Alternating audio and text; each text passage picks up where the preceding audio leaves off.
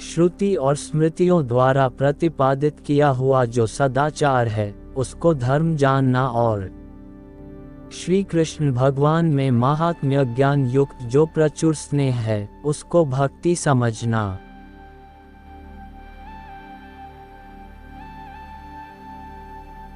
श्री कृष्ण भगवान बिना अतिरिक्त वस्तु में प्रीति न रखना, उसको वैराग्य समझना, तथा जीव, माया और परमात्मा के स्वरूप को यथार्थ समझना, यह ज्ञान कहलाता है।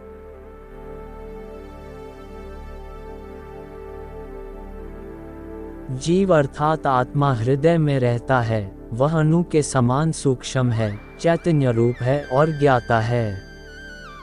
अपनी ज्ञान शक्ति के द्वारा समग्र शरीर में नाक्षिक पर्यंत व्याप्त होकर रहता है। अछेद्य, अभेद्य, अजर, अमर इत्यादि लक्षणों से युक्त जीव को जाने।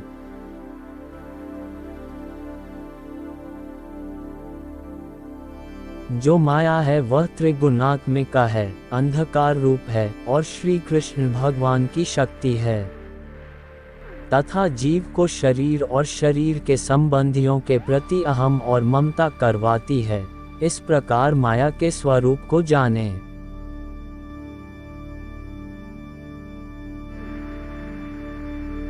जैसे हृदय में जीवात्मा है, उसी तरह जीव में अंतर्यामी रूप से ईश्वर रहते हैं।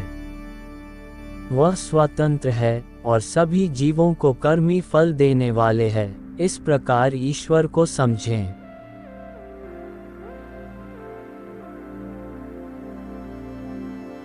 वह ईश्वर कौन?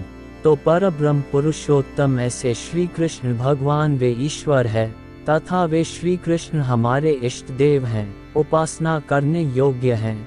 वे सभी अवतारों के कारण हैं।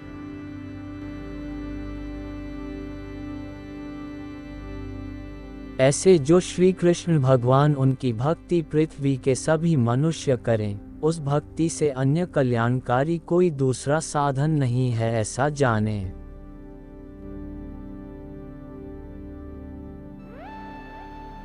विद्यादि गुणवान जो पुरुष है, उनके गुणों का यही परम फल समझें कि श्री कृष्ण भगवान की भक्ति करना तथा सत्संग करना।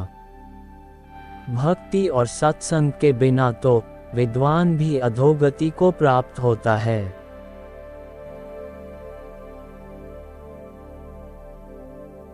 श्री कृष्ण भगवान तथा उनके अवतार ध्यान करने योग्य हैं, तथा श्री कृष्ण भगवान की जो प्रतिमा वह भी ध्यान करने योग्य है, तो उनका ध्यान करें।